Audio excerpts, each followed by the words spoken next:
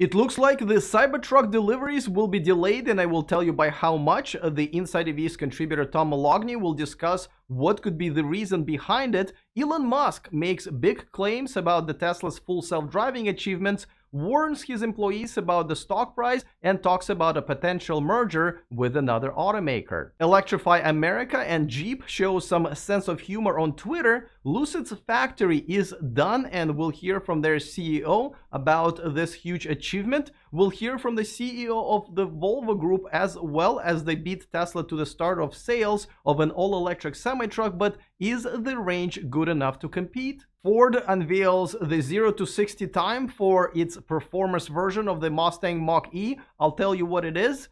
After Nikola, Hindenburg Research goes after another electric car company. Rivian's camp kitchen reservations may surprise you, and Volkswagen Group CEO unveils a project on how to compete with Tesla. All of this is coming up next.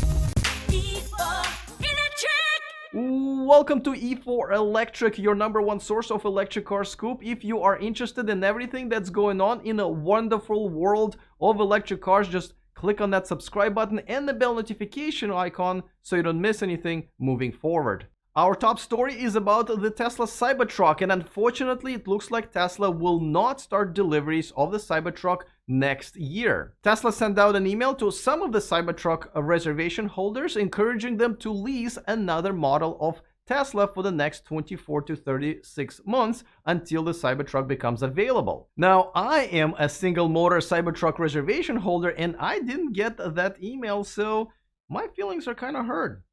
I'm just kidding. I'm Russian. I don't have any feelings. And I understand that Tesla is making the final push of the year because they're trying to get to 500,000 sales for the year, and I think this is a great idea. But somewhere in the middle of that email, you could clearly see that it says that the deliveries of the Cybertruck won't start until 2022, which is news to most of us. The Cybertruck reservation page still has the old date of the late 2021. However, that page hasn't been updated in a while. Now, I gotta say that if this was happening a couple of years ago, this wouldn't be a big deal. But because Tesla has kind of spoiled us with delivering a lot of things on time and sometimes even ahead of time, all right? The Model Y, the factory, and so forth, this is a bit of a setback.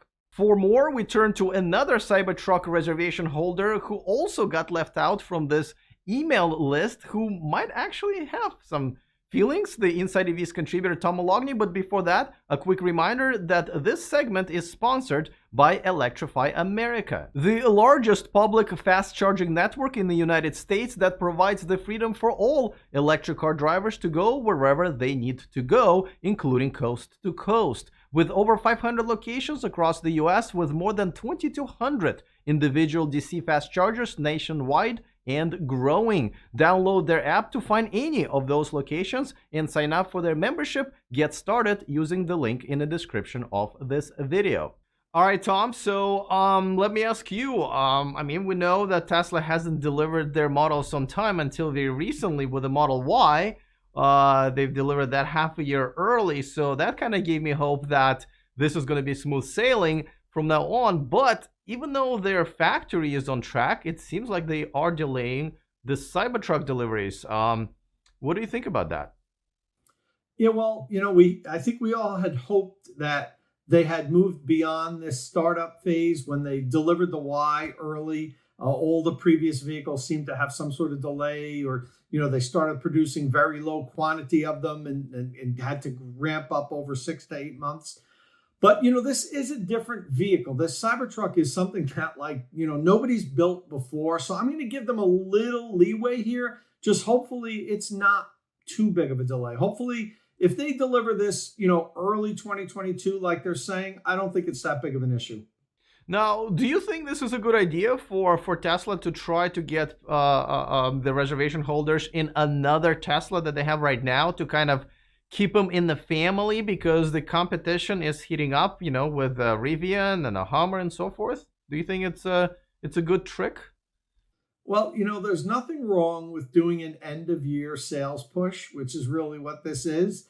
And nothing wrong with that. The only problem that I have with it is kind of the timelines don't seem to line up. They're talking about, well, we'll put you in a Tesla for 24 or 36 months, a lease.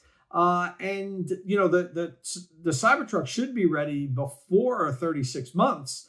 So I'm not really sure if that's some sort of, they're tipping their hat that it's going to be longer than what we had hoped. But I would love to see them do some kind of a deal with us, say, hey, we'll put you in a new Tesla now, and when your Cybertruck is ready, you can give it back then, and even if it's early on your lease, and we'll take it back with no penalty. Now that would be cool. That would be cool, but I think they're also counting on the fact that because the reservation list is so long, not everyone's going to get the Cybertruck right up front, especially with the production ramp up. And you're right, it's a new kind of a animal to make. But so let's talk about the reservation queue.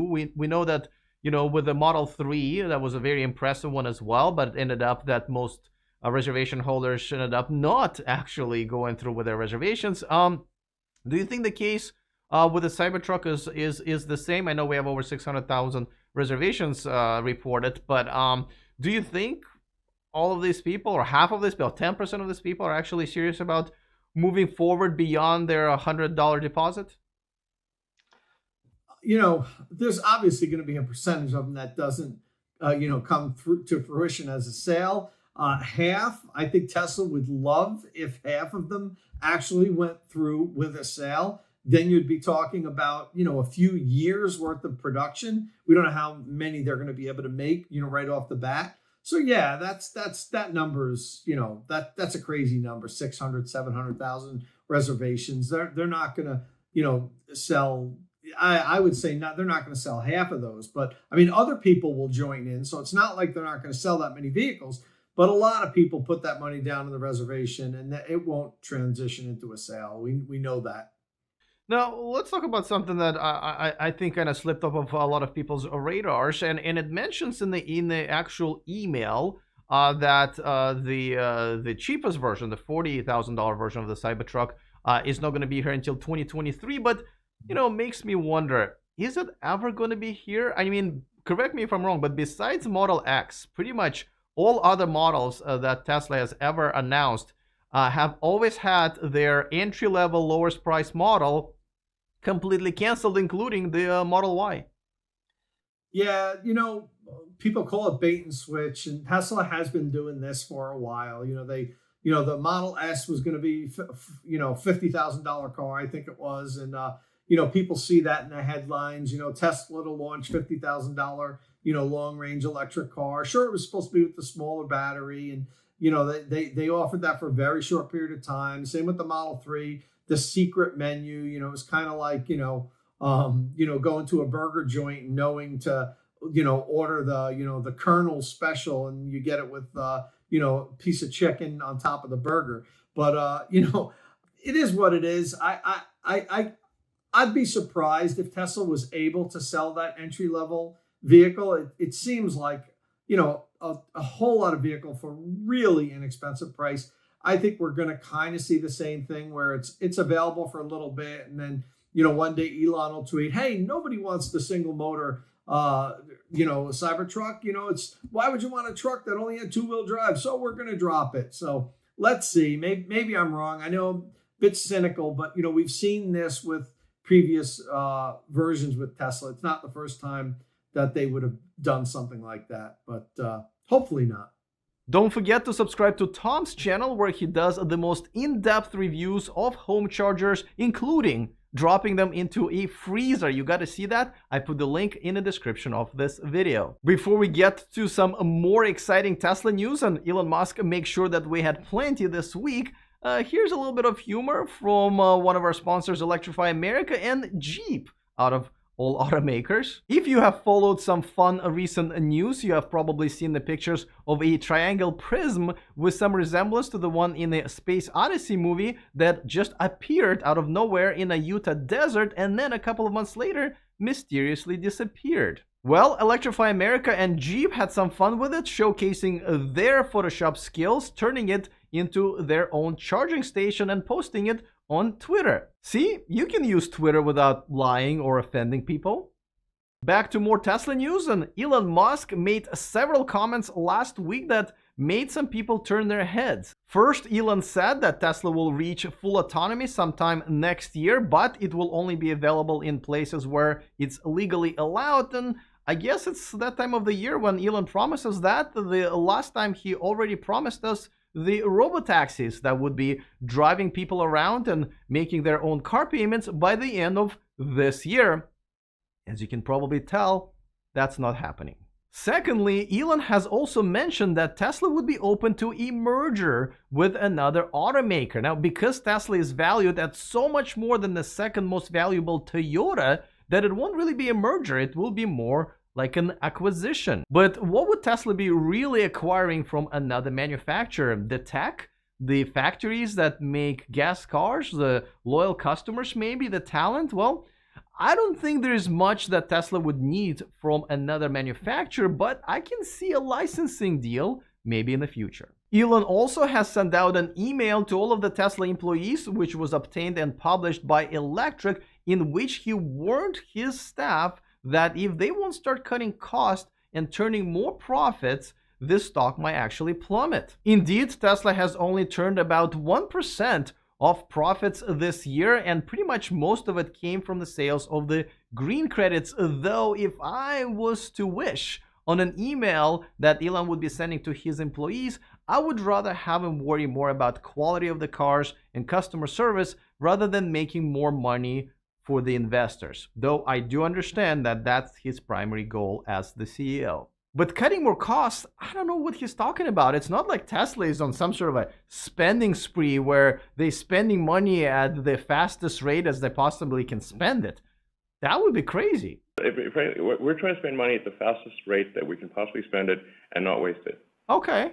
At least Elon knows who on his staff he needs to start with. Let's move on from Tesla to one of Tesla's biggest competitors, or at least it seems that way, Lucid Motors. They have finally completed their factory in Arizona. It will start the production next year at the capacity of about 30,000 cars per year, and then the plan is to ramp it up to the top capacity of 400,000. Deliveries of the Lucid Air will start in spring. I'm very excited about this brand, as you probably know if you've been watching me for a while. I have recently visited one of their first showrooms here in California, and they built the factory pretty quick, and their CEO, Peter Rollison, is pretty proud of that. Do you know, on December the 2nd last year, we held a groundbreaking event, and there was just a piece of dirt there.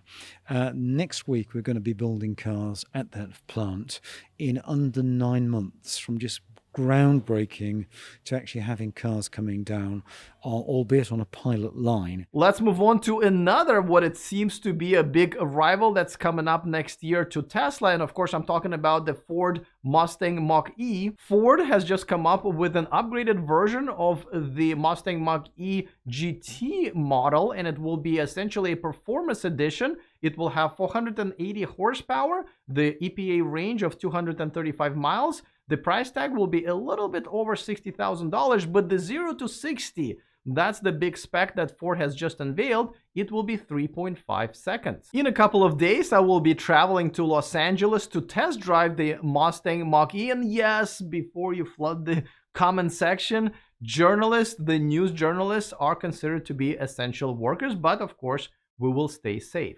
It looks like the Volvo Group has beat Tesla to the punch, and they are starting sales of its all-electric semi-truck. The production will start early next year. It will have 3 different configurations, but with the same battery capacity of 264 kilowatt hours. You will be able to charge this truck in about 70 minutes to the 80% charge. It will have a 2-speed transmission and some driver assist features. But the problem, of course, is the range. Unfortunately, the range is only 150 miles, at least for now. And yes, it's enough for the local deliveries, but it won't be able to compete with Tesla's semi-truck whenever it comes out unless the range is upgraded.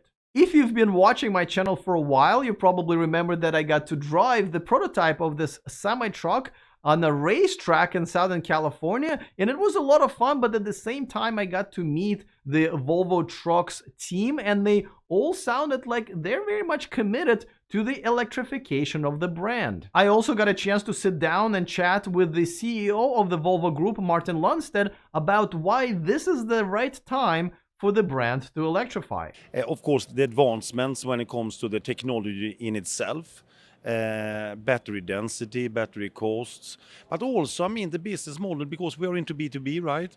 And we feel that many of our customers also feeling in a positive way also the pressure and the pull from their customers, could be the big retailers, and us as consumers. So I mean, things are coming together now. The Volkswagen Group CEO Herbert Diess has revealed the Mission T project, as they're calling it, for the Volkswagen brands to catch up with Tesla. Now, when Diess took over after the Dieselgate, he had a really big task on his hand, but I gotta say, I think he's done an excellent job. Just think about all of the Volkswagen Group brand models that they have released in the last year. Of course, I'm talking about Audi e-tron, the Porsche Taycan, and now the Volkswagen ID3 and ID4. All are very decent electric cars. Now, we know that Diess is trying to get an early extension as the CEO of Volkswagen Group, which is not due until 2023, but if he gets it, it will give him even more power to drive the electrification process through the Volkswagen Group brands. As you remember, he has recently hung out with Elon Musk himself and let him test drive the ID3 and ID4, and in return, he test drove the Model Y. Now, I'm sure it wasn't as memorable for him as meeting some of the YouTubers he has recently met, but you know, he's right. Others better wake up and adopt some of the Tesla's methods and work ethics. Follow before you can lead. It looks like GM has canceled the majority of the deal with Nikola. And by the way, you won't see Nikola's B-roll like we normally would do, simply because Nikola has gone after other YouTubers and journalists simply because they were publishing the stories that Nikola did not like and wanted to be published. And so they went after journalists, even though we are protected by the fair use law. As you remember, after the Hindenburg report forced Nikola's founder to quit, GM was questioning their decision to partner up with Nikola, and now it looks like they have abandoned the plans to make the Badger, the all-electric pickup truck from Nikola, and the only thing that GM is going to be sharing with Nikola is the hydrogen fuel cell technology. Speaking of the Hindenburg report, they've struck again, this time against Candy America, a brand that has advertised on this channel before. Full disclosure, it's important to mention that much like with Nikola, Hindenburg Research is short on candy, so their recent published article will benefit them financially. Nevertheless, what they found was, and this is only in regards to their Chinese operation, was that the 55% of their last 12 months sales was to a company that's very, very closely related to Candy. They share their phone number and an address and an executive. So of course the big question is, was Candy selling more than half of their cars to themselves? It was also reported that they had quite a big executive turnover within their company, and the article claims that Candy has already been fined for another fake sales scheme. Now, Candy is also a publicly traded company here in the United States, and they have recently raised $160 million. Now, I have reached out to Candy, and even though it took them a while to get back to me, they said that they are working on the response and they will publish it shortly. If you remember last week, the top story was General Motors offering all of the Cadillac dealerships some money to get out of the way of electrifying the brand. It will cost about $200,000 on average per dealership for Cadillac dealers to upgrade themselves to be able to sell electric cars. And it looks like 150 Cadillac dealerships have taken that deal, which cost General Motors anywhere between $300,000 and reportedly over $1 million to have those dealerships stop selling Cadillacs. That's about 17% of all of the dealers. And listen, this is great news either way. Either the dealerships are going to embrace the electric car sales or they won't be around. One of the other top stories that we have covered recently was Rivian launching their sales configurator for their trucks. The trucks are actually sold out for the next year, and the deliveries will start in June. But now we have a little bit of information about how popular one of the most exciting features, which is the cam kitchen, turned out to be. According to the Rivian Owners Forum order tracker, which is the unofficial way of keeping track of all of the configurations and orders, only 11% of people have ordered this feature. Now, let me remind you that it is only available for the pickup truck and not for the SUV. Of course, it begs the question whether the feature is simply too expensive at $5,000 or the Rivian owners are just not planning on camping as much as we thought they would. And if you are one of the Rivian reservation holders, let me know in the comment section why or why not you have decided to go with this feature. And if you're wondering what to watch next,